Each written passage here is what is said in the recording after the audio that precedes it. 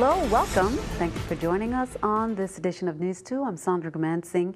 In our top story, the second meeting of FEMA and the SBA for St. Croix business owners, which is hosted by the Chamber of Commerce, St. Croix Chamber of Commerce, that was held today at the UVI St. Croix campus in the Great Hall. Business owners were given critical information on how to apply for aid and what to expect during the application process. Richard Dorsey reports. Business owners and residents had the ability to speak to SBA, FEMA, as well as hear insights from Broadband VI and the Department of Labor at the St. Croix Chamber of Commerce meeting today at the UVI Great Hall. We do have, it's called an economic injury loan. And with those loans, these are working capital loans, and you can receive up to $2 million. Now, this is aggregate. If you've had physical damage and you've had economic injury, then it will be a cap of $2 million. Christian for Neighborhood Pharmacy spoke to us about the difficulty she's had in terms of operation. It was very informational. I'm actually going up to the SBA Center just to get some information on working capital, just to get the business through this difficult time, especially with the propane prices of keeping the business going. Everything is normalized, but in the beginning we had issues about getting medications here. I actually got a chartered flight to bring some medications from Puerto Rico here for like my critical patients. Ted Bedwell of the Sandcastle on the Beach and Beachside Cafe spoke to us in terms of his concerns in regards to his staff. Well, any education is a positive movement. Being on an island and the communication systems being down as they have, these are just so intricate in getting our businesses up and running, getting the information out to our employees so they can get the assistance they need as well. I think our biggest challenge is making sure that we maintain communication with our employees and that we support them so they're able to come to work and do a good job making sure they have transportation. The hours have had to be flexible with child care needs and things of that information. Richard Dorsey, News 2. Now, business owners on St. Croix can apply online or at the Business Recovery Center near Plaza East next to the SBDC office in the Scion Farm building complex. Now, on Monday, the SBA, they opened their Business Recovery Center in St. Croix at 4100 Scion Farm, next door to the VI SBDC office. Business owners can visit the center to gather information and get assistance in applying for their aid programs. Here's more. This is the opening of our Business Recovery Center here in Scion Farms, and we are offering this as a facility for business owners to come and get personalized help from our experts in completing the applications, getting all the paperwork, the documentation together to get them the assistance they need to recover from Hurricanes Irma and Maria. Business owners need to bring their most recent tax returns with all schedules and attachments, so a complete return when they come here to the Business Recovery Center. Our Business Recovery Center is going to be open 8 to 5 Monday through Saturday. We'll have people here to help business owners and nonprofit organizations. When it comes to disasters, the Small Business Administration helps far more than simply small businesses. We help businesses of all sizes, nonprofit organizations, and importantly, homeowners and renters who had damage from the storms. They can also apply for assistance in the form of low-interest loans to get their homes back together, to get their businesses back together. And for business owners, we can also look at economic injury and helping to offset that to keep their working capital needs going until they recover and get back to normal. And remember, the filing deadline to submit applications for physical property damage is December 18th, 2017 for Hurricanes Irma and Maria. The deadline for economic injury applications, that's June 7th, 2018, Hurricane Irma, and June 20th, 2018 for Hurricane Maria. On Sunday afternoon, Governor Kenneth Mapp led a delegation of representatives from U.S. Congress on a tour of severely damaged areas throughout St. Thomas. The governor also discussed details of recovery plans, including building smaller, more efficient hospitals to replace the existing buildings. Governor Mapp is scheduled to testify next week before the Senate and House committees, including the Energy and Natural Resources Committee, of which Senator Lisa Murkowski, who was part of the delegation visiting the territory, is chair of. According to information provided by the Virgin Islands Government House, the governor will request additional funding to rebuild the USVI. The cost for complete recovery has been estimated at $5.5 billion.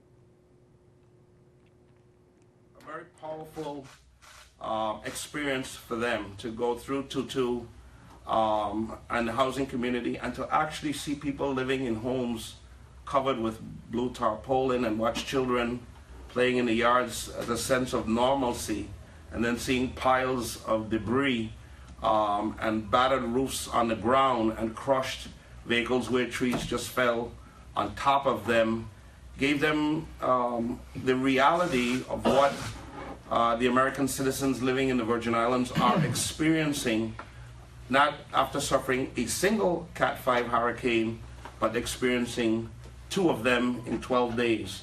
And to see the amount of poles and wires on the ground all across the island, and recognize that we, as of yesterday, we were shy maybe of 22% of folks energized 8 weeks after a hurricane.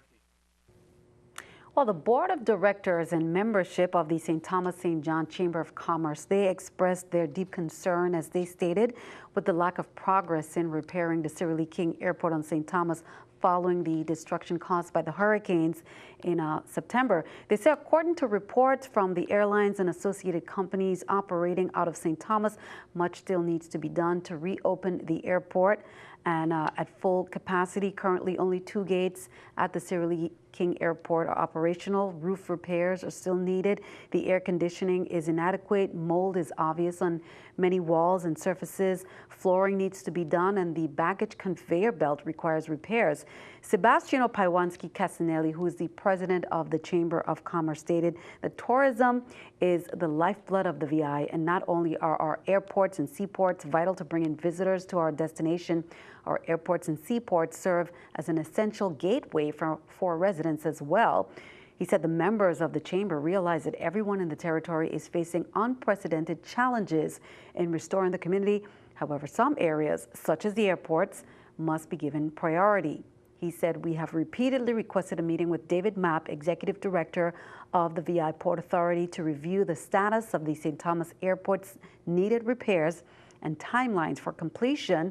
While he returned the initial call and promised to schedule a time, to date, no meeting has been confirmed. Be sure to count on 2 to keep you updated. Well, the first cruise ship since the hurricane returns to St. Croix this Saturday, November 11th. The Norwegian Dawn, with a capacity of 2,340 passengers and 1,032 crew members, will be docking on St. Croix on 3 occasions this month, beginning this Saturday, November 11th.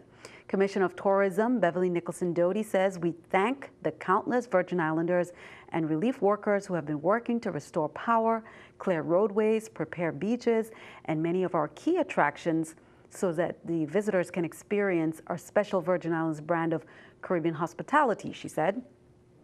Commissioner Nicholson Doty explained that taxis, tour operators, and government agencies are working together to establish recommended routes for the tours. Based on confirmations received from the Virgin Islands Port Authority's Marine Division on St. Croix, as you can see from the schedule there, the Norwegian Dawn's calls to St. Croix will take place on November 11th, 18th, and 25th, while the smaller Viking Sea, with a capacity of 930 passengers and 550 crew that just made its maiden call here in St. Thomas, will arrive on November 15th and 28th. In December, both ships will return to St. Croix and Abramson Pier, which will welcome additional calls from the Norwegian Gem, Seabourn Sojourn, and Seabourn Odyssey. Well, many people saw the commotion on the waterfront on Monday, November 6th, around 2:45 p.m. Police say a vehicle went over the apron after 75-year-old Kishore Melwani left work not feeling well and drove southward on Raditz Gata in his 1991 Toyota Corolla. Sadly, when he began to suffer from a stroke. Police say as his body stiffened, his foot was on the gas pedal and increasingly accelerated the vehicle southward on Raditz Gata. He struck a pickup truck as he passed through the Veterans Drive Annex. He proceeded southward across the 4 lanes of Veterans Drive and onto the apron, where the vehicle drove straight into the water and was submerged. Several divers were able to cut his seatbelt and pull him out. CPR was performed, but he expired on the scene. Autopsy revealed that he suffered a stroke and subsequently drowned. Deep condolences to the family. Police say, according to reports on November 4th at approximately 11 p.m., Mr. Gilberto Serrano approached an adult female at the MD Cafe vicinity in Scion Farm Plaza, with unwanted sexual advances to a woman. He continued his unwanted advances, which ended in Mr. Serrano raping the adult female. Police say he was arrested on rape in the first degree and was remanded to the Golden Grove Correctional Facility pending his advice of rights hearing. Well, Roy Halladay, the former MLB pitching star, he retired in 2013, and two-time Cy Young winner, is reportedly dead after his plane crashed earlier today, this afternoon, in the Gulf of Mexico. He was 40 years old. The Pasco County Sheriff's Office in Florida confirmed Tuesday that Halladay died in the crash, which happened around 1 p.m., about 10 miles west of St. Petersburg. Initial reports said one person died in that crash, but the victim wasn't identified until the Sheriff's Office confirmed this afternoon what many had feared. It was Halladay. Also, Devin Patrick Kelly, the gunman who killed 26 people at a Texas Baptist church, suffered 3 gunshot wounds, including a self-inflicted shot to the head. Texas authorities confirmed that on Monday. Kelly, 26, was also shot in the leg and torso by an armed citizen. And citing autopsy results, Kelly was found dead in his vehicle. A day after the deadliest shooting in Texas history, the U.S. Air Force and Department of Defense said they are probing why the Air Force did not appropriately relay Kelly's 2012 court-martial conviction for domestic assault to civilian law enforcement as required. He served at Holloman Air Force Base in New Mexico from 2010 until his discharge in 2014. Keeping our eye on the economy, let's take a look at the stock market watch at the New York Stock Exchange. According to the numbers, the Dow up 8, NASDAQ and S&P down. Coming up on News 2, we have some information and update on the opening of Lockhart School, as well as some of the other schools, some meetings in store, that and more coming up next.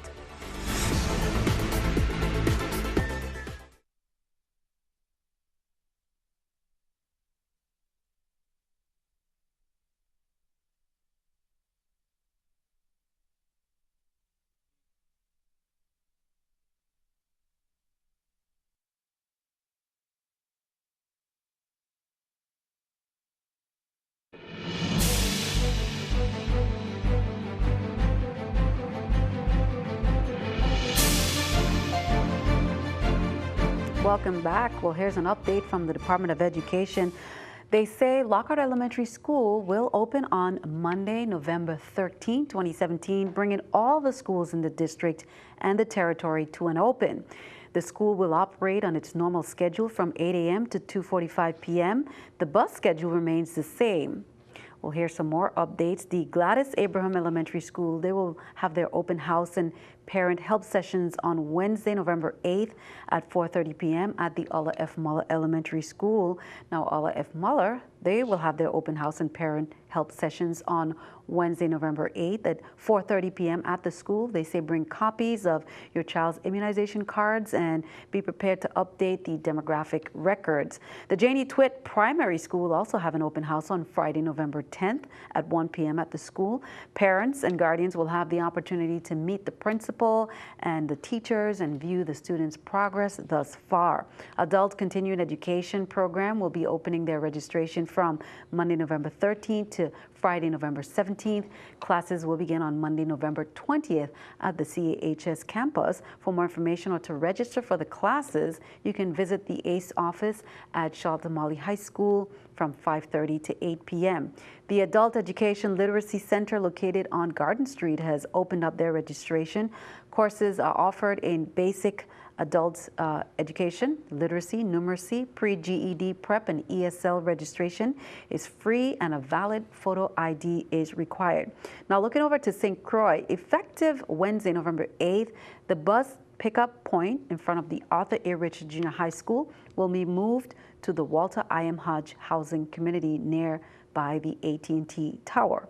The bus services students attending the afternoon session at the Educational Complex School campus. The St. Croix Educational Complex High School announces a meeting for seniors and their parents on Thursday, November 9th at 5:30 p.m.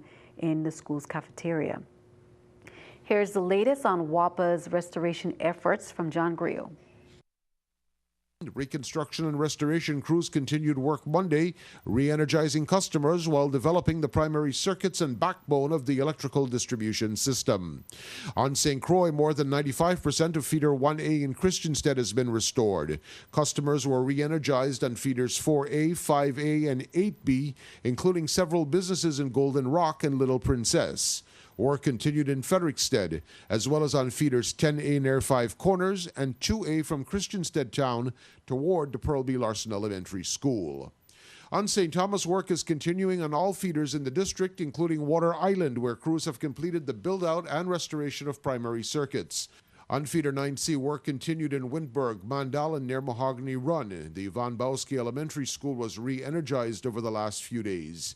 Crews are continuing to develop primary circuits on feeder 7D in Smith Bay and restoring customers from Smith Bay to Red Hook. Primary circuits on feeder 10B have been energized from Frenchman's Bay toward Bolongo, and Tilly School was also energized on Monday. The entire primary circuit to the western end of the island has been re-energized, and some customers have been restored. Reconstruction work is continuing on feeder 7A's primary circuits along the north side of St. Thomas. On St. John, customers in Peter Bay were restored, and work is continuing this week on North Shore Road, as well as Fish Bay on feeder 9E. Reconstruction crews are also working their way from Cruz Bay toward Calabash Boom and Coral Bay. Crews continue to rebuild the transmission line between WAPA's East End substation and the Donald Francois substation in Long Bay. On Tuesday, traffic flow in both districts will be interrupted as reconstruction and restoration work continues. On St. Croix, motorists should expect traffic interruptions near Five Corners, in Frederiksted around Queen Street, and along Queen Mary Highway from the West Airport Road toward the court. On St. Thomas, motorists can expect traffic slowdowns on the Smith Bay Road from Sugar Bay to Linquist Beach, on the Weymouth-Reimer Highway, and on Mandal Road to the Megans Bay Road intersection. Thanks for that, John, for the update. Well, on Wednesday, the USVI Department of Health gives an update. They will be distributing insulin to the uninsured and the underinsured in the lobby of the Juan F. Louis Hospital. Patients are asked to bring their medicine bottle or prescription and a picture form of ID. Free flu and tetanus shots will also be offered on Wednesday, November 8th to everyone aged 3 and over. Also, be sure to get a tetanus booster shot, and that's for certain injuries. Usually they say the bacterial toxins enter the body through a break in the skin caused by an object contaminated with tetanus. For example, wounds, skin burns, crush injuries, etc. It takes a village, and USVI ambassadors with NATAFA believes in that, and that's why NATAFA remained presented a $5,000 check to the Family Resource Center. Now, the Family Resource Center is also continuing with their core mission, which is to help victims of domestic abuse and victims of violence. Here's more on that worthy donation. I was paying attention heavily to social media because that's mostly what I do for USVI ambassadors. And I saw this guy and your group, Family Resource Center, out and about in the community assisting all these people. And I said, well, there goes the home to our first donor. So this wasn't done alone by me. This is a bunch of people from the Virgin Islands who bought the shirt that I created along with Passport Caribbean. So we created the shirt to raise money. So it was basically you donate a minimum of $40 and you get a t-shirt. So that was the incentive for them to donate. So with that, we're able to raise so far $5,000. Wow. Oh my gosh. Thank you. Absolutely. Thank you. That's a lot of money. Absolutely. That's awesome. Thank you. Yeah, we hope to be able to do a little bit more in the future. You know, that's just kind of like our first leg and our first benchmark, and you know, we're gonna go from there. Well, That's great. thank you, VI Strong. Thank you, Passport Caribbean, and all the others who decided that they wanted to put on one of your shirts and pay that $40 to turn into $5,000 to help our agency. Yeah. Wow. And there's plenty of other people who did $100. You know, even one donor gave $1,000. Amazing. Yeah, it's been amazing. Amazing. So, yeah. And we'll learn more about the folks behind that donation, as well as plans in store for the Family Resource Center. And speaking of the Family Resource Center, they held a very big clothing giveaway this past weekend, and they said it was a huge success. The event drew many people who were not there just to receive, but also to give. Now, they say close to 1,000 people came out to benefit from the Shabbat Jewish Center's distribution of 10,000 brand new, beautiful pieces of clothing. The line was so long, it was almost close to the front gate at the Yacht Haven Grand. Now, the giveaway included blazers, dresses, shirts, pants, women's tops, even fancy catsuits. Now, they thanked David Schottenstein and the celebrity sponsors for their generosity in enabling the largest clothing drive in the VI. Some of those celebrities included Jamie Foxx and Haley Steinfeld. Now, they said thanks to Kevin Rodriguez, Vernon Arujo, and the unstoppable team at the Family Resource Center, also Lee Fallick. Adla Dunstug, former senator, is hoping to send a message about the publicity we have received in the VI as a result of the two devastating hurricanes. With the assistance of Max Sainville, a New York movie director, and local film producer Dwight Winston, they spoke with some residents, got their insights, and learned about what some of the residents went through, sharing their experiences as hurricane survivors. And after the film entitled The Forgotten Colony, they worked together to partner on that. They're going to premiere it on St. Thomas in December, and they're hoping to donate the proceeds of the film to all the programs in need. Here's more. I have been inspired to write a manuscript called The Forgotten Colony with a subtitle, Virgin Islands Strong, that really tells you about the national media and how they have treated the Virgin Islands in the way that they have covered the Virgin Islands and all we have been able to hear. And of course, having Hispanic heritage myself, being Puerto Rican, and hearing that the only thing that is covered in the national media is Puerto Rico. My domicile and my residence is the Virgin Islands. My love is here in the Virgin Islands, and I would want to recognize that the United States truly understand where we stand, who we are, and what we are, in that we are Virgin Island citizens, deserving of equal treatment, deserve equal the entitlements and benefits that come with being a U.S. territory. This experience I have experienced with Irma and Maria, that's the worst I have ever seen and experienced in my life.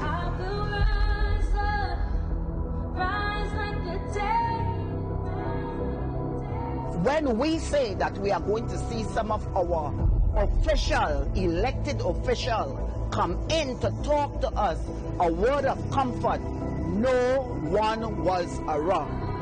But if it was election time, we would have seen everybody. But disaster time, you see nobody.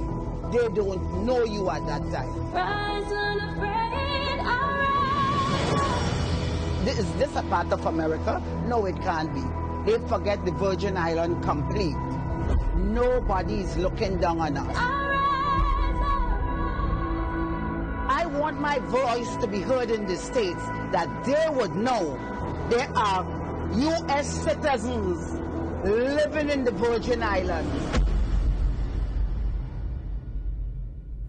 And plans are to premiere it in the VI in December. Be sure to count on 2. We will keep you updated. Now, they say they want to premiere it in St. Thomas before they shop it around to other networks, and so the VI can be recognized and treated equally as Puerto Rico.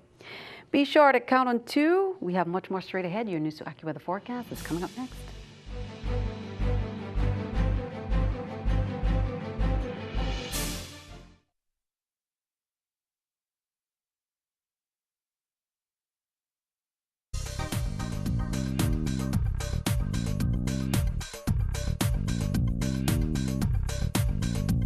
Good evening. Hopefully everyone had a nice day. We are under a wet pattern here, so maybe some showers.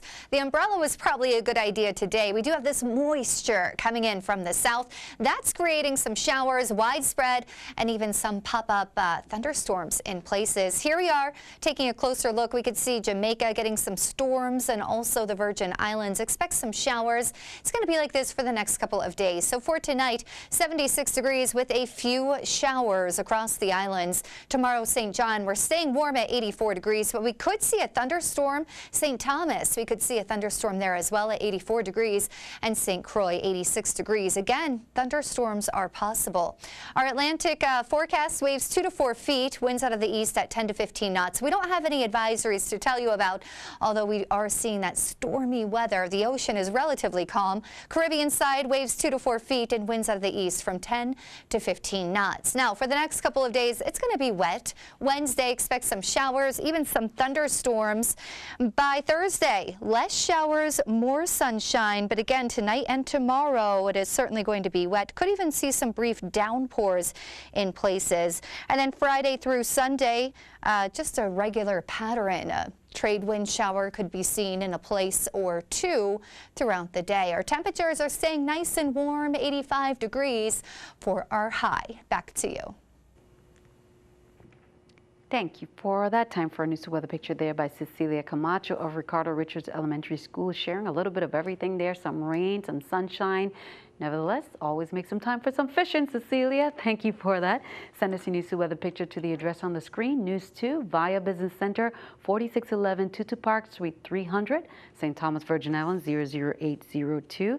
That is all for this edition. We'd like to thank you for joining us. Be sure to follow us on Facebook and YouTube. I'm Sandra Gumansing. Have a wonderful evening.